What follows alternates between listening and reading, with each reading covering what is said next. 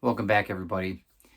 I'm a bibliophile, if you guys don't know that. I love books, love everything about them, old books especially. And I have come across a secondhand bookstore in mid-Michigan, of all places, not too far from my house. And it is just awesome. It's called By the Book. So let's buckle up, let's get on the road, and let's find out more about it.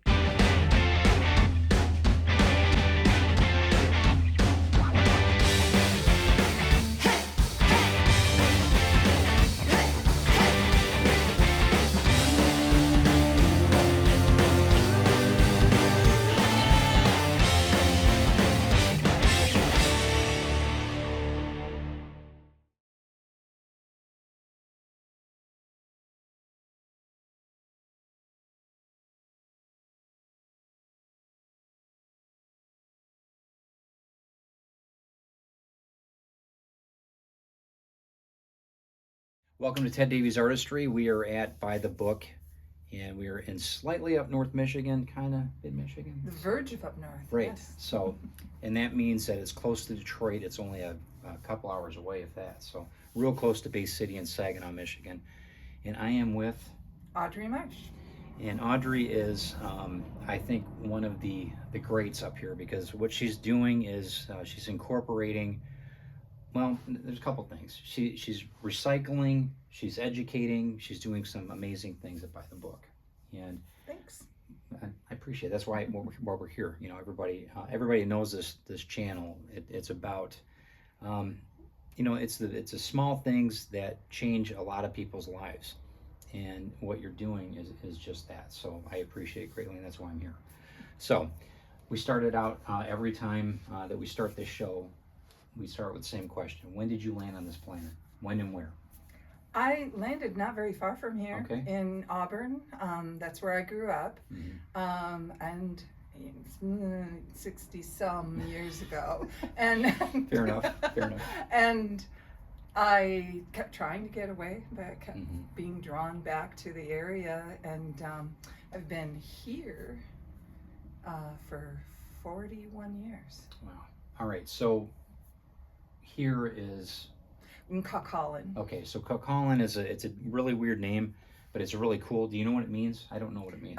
It's, I think another word for fish. Okay, that's cool. All right, Michigan. Why not? Okay, if you guys don't know that or want to look it up, let me know in the I comments. might be wrong, but Yeah. I tried looking it up once, and that's what Okay. I came up Well, with. that's something. We'll let it know to the viewers. Let them figure it out. That's good though. If you guys can check it out and then let us know, and let us know if you know where it's at. There's a lot of things up here. What's the name of the turkey place? I forgot. Oh, the Turkey Roost. The Turkey Roost, how ironic. So, and that's like a major restaurant. A lot of people come up and they're here. I mean, you might as It's well a stop. one-of-a-kind place, yeah. And you might as well stop in here because it's right close. It's not far at all. Less than half a mile, yeah. So to give you an idea. So Under the Radar did a lot of. They did that show. They haven't been here yet though. No, they've never been here. All right, I met Tom up in when we were in Tawas. He came up and I actually had to meet him, and he was really a nice guy, really super nice guy. Check Under the Radar because they are awesome. So how did you get started? I know that you were an educator. Right. Yes. The idea to open a bookstore kind of happened on a road trip that my kids and I were taking. We used to go every summer to Stratford, Ontario. Oh, sure. And we would always visit this little bookshop in there, and I was just in awe of what the man was doing there. And on the way home, I said, we have this building. I already had the building. And I said, what if I opened a bookstore? And then my kids, who were teenagers at the time, kind of jumped on it. And the next thing I knew, I was doing it. And I thought, it would be a job for them. They were all high school age. One was just starting college. And so instead of having to find jobs outside of here, they could just walk and work. Yeah. And we just kept gathering books, and I had set a goal that when I had 6,000 books, I would open, and that's what I did. Awesome. How many do you have now?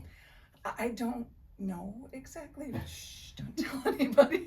But it's over 30,000. Okay. At one point, I had over 50,000, and that was too crowded and too Understood. jammed. And so this seems to be a happy place to be, right in this. Good. And I know that, is there something that you really like selling? Is it, I know antiquated books is my kind of my hook. You know, you know me now. I frequent here, so antiquated books are like major for me. Is there something though that you really go towards, like paperbacks, or is there something that you really like? I As a bibliophile. Yeah. Right? Well, you know, I'm always pushing my favorite books, Sure. but I always have to remind myself I don't have to like it to sell it. Understood. And so Understood. I guess I have gotten to know the people that frequent this, or the people that just stop in because they're going by in the summer. You know, there tends to be a common area that they're looking for. So I guess maybe if anything, things that promote Michigan and this area. That's good. I really look hard for those books that are about our history and what's going on, because it's such a great state. It is, and it's such a unique. It absolutely is a unique state. It used to irritate me when I was a kid because all the movies would be in L.A. or New York, or they would never do anything. And we have such an awesome state. And then Somewhere in Time came out. You know, when I was young. For sure, yeah. So, and that was, you know, such a huge thing with Mackinac especially. If you haven't seen that movie, definitely rent that movie, or go on, listen to me rent it. Go online, find it, because it's there. I think it's for free. But now, do you have a favorite author out of all these, or favorite authors? You know, pretty much my favorite author is whoever I'm reading right now. Okay, fair enough.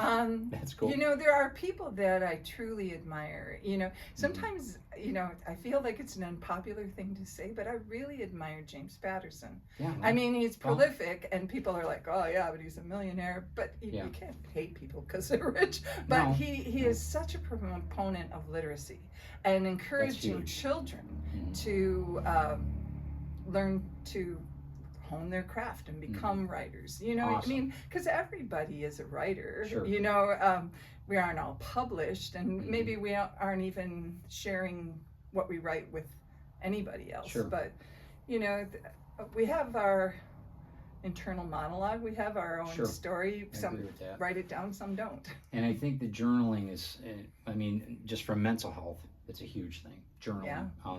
And even if if people never see our written works, that's fine too, because it does help internally. I think that it quiets the voices, and that's good too. I think that that's one thing that you and I talked about when we first met, about comic books and literacy, and trying to one thing that I learn about myself is when I write so that people could understand the story in 20 minutes.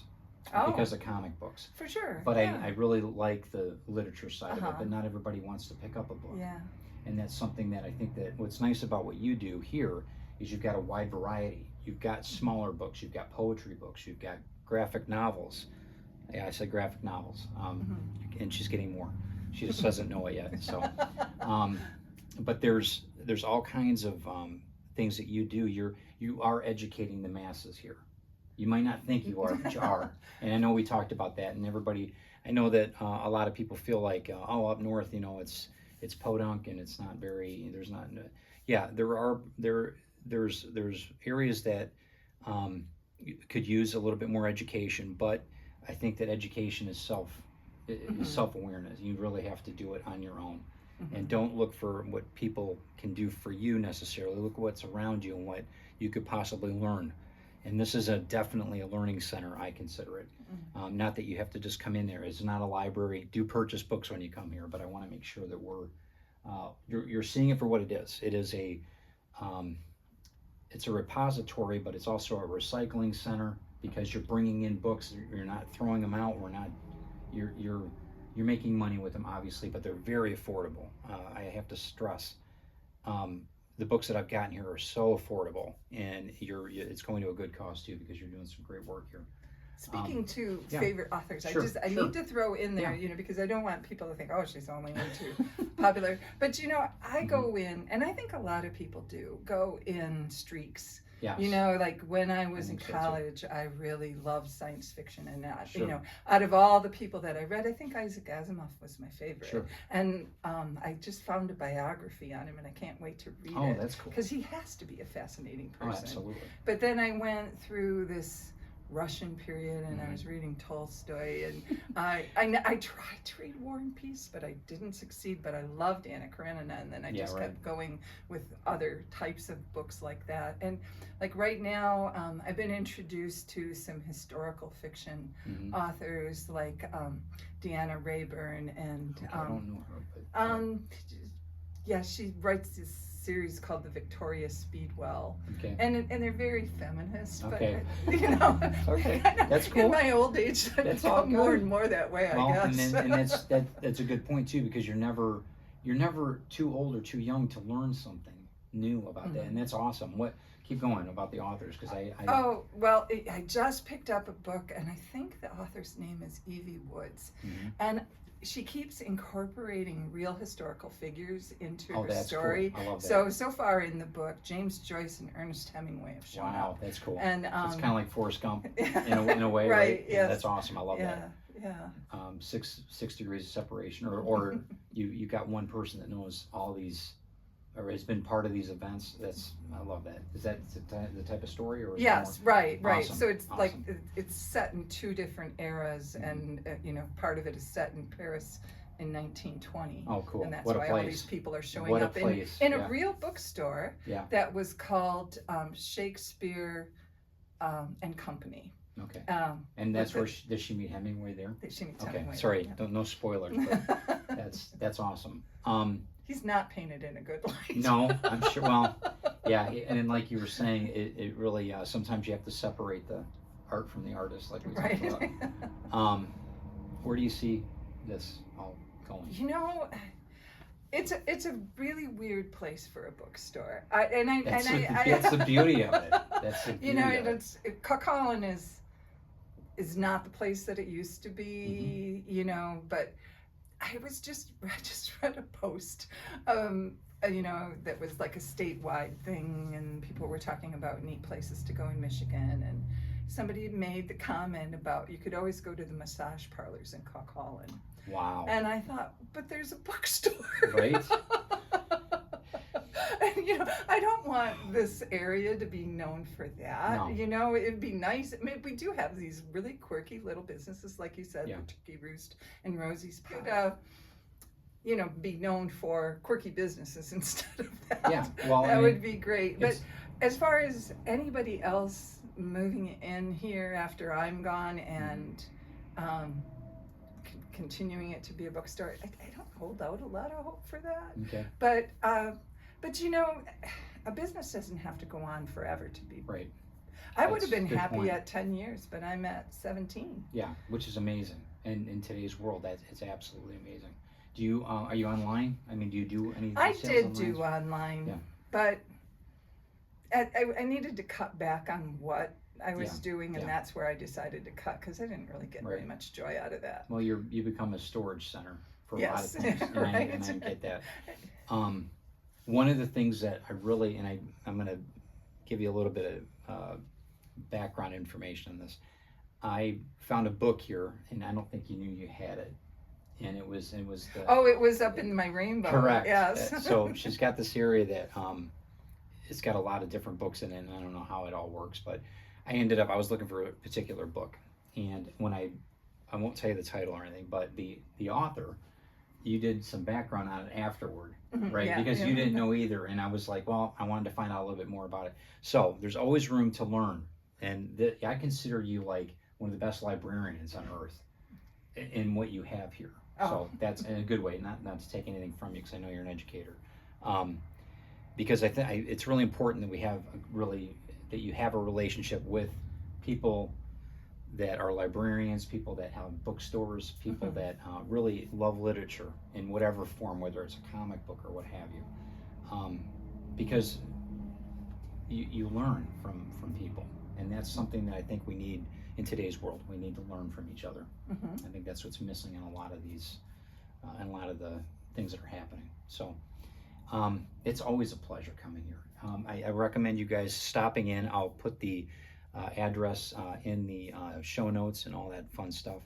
And I'm gonna show you around a little bit, and we'll give you the different viewpoints on what she's got from. Give us a list. We've got graphic novels, we've got poetry, we have the classics. Classic literature, fantasy and science fiction. Then these new genres keep popping up. So urban fiction came up, so I don't know what to do with it. So it's in with fantasy and sci-fi. Cozy mysteries, inspirational fiction, young adult. Metaphysical, right? You got some metaphysical history, that's a big thing here. Self-help, do-it-yourself. Lots of biographies and memoirs. I have like the whole front of the store is all about Michigan because, like I said, that's what I love. And we have erotica, which when I first opened wasn't something that was necessary, but then 50 Shades of Grey happened. And well, everything. But that is harder and harder for me to find. So and that is kind of like the book world changes, and genres that are real popular might all of a sudden just kind of it's not like be ebb so and flow. much. I had historical romances, and that was like a really big thing, and then I was considering doing away with it because it didn't seem like anybody paid attention. And then Bridgerton happened. Oh, sure. And now it's not only people reading Julia Quinn, I love that, but reading because nobody realized that how talented these writers were. And there's so much, there's not just romance, there's humor and some background, so you learn a little bit of history. It's not all really accurate. Right. Well, that's and entertainment is so important because we do learn through entertainment. We really do. Sometimes we get lost in it. I think we need it. I think that we do need that breakaway from life. So as long as it doesn't become everything that's all we do is are entertaining ourselves. But one of the best areas I think here is you've got a smaller section. It's a historical book section. Well, it's kind of antiquated books, what I consider historical, but antiquated books. And that's where I found, if you guys watched on Substack my one video, and what we're going to be doing on my videos now, I found a 1984 Webster's Dictionary that you pulled out, and we blew the dust off of it. And it's the same one, actually the same book. It's not the actual book, but it's the same book, same print run and everything that I grew up with in high school that I used. And we're starting a new thing on my channel where we're looking up a word at the beginning of my podcast. Oh, nice. And it's going to be something that people can. Vocabulary is such a huge thing. Oh, for sure. And we need to, you articulate your words, or you speak to your audience. I try to anyway. But you try to get a good vocabulary. We don't utilize what we've got in front of us, and that was one thing that one of my high school teachers did. Was he said, "Hey, you need to look up a word every day that you come to my class." And so I did, and I've been doing it for years, and I love it. Wow! Do you have them all recorded? No, that would be too easy, but I'm starting to now. We're starting to now. It's never too late. Maybe I should. And we're starting to get Ted's Tribe to do it too. So we're working on that. If you're a writer, you guys know. So I want to thank you though so much for letting me do this. Ted. And I'm glad that we could showcase you a little bit here. Oh. So let's look through the stacks and let's see what we've got. Thanks again. Yep. So, thank you.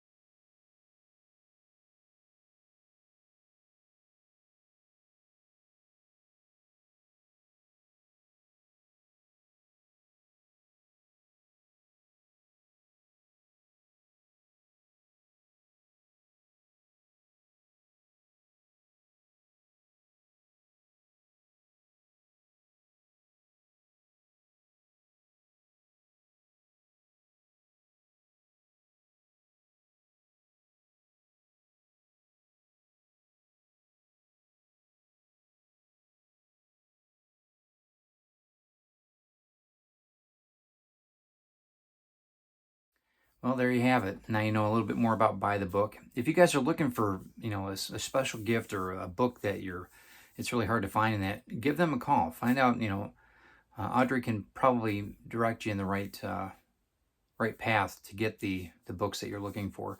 A lot of different things to offer there. So check out everything that they're doing there.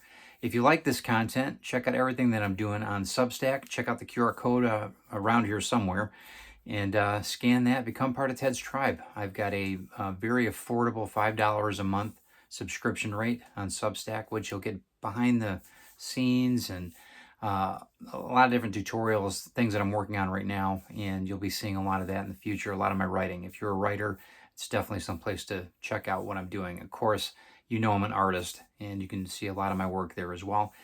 Follow me on YouTube here. This is great. I would love for you to be part of this Ted's Tribe on all of my platforms. It would be awesome.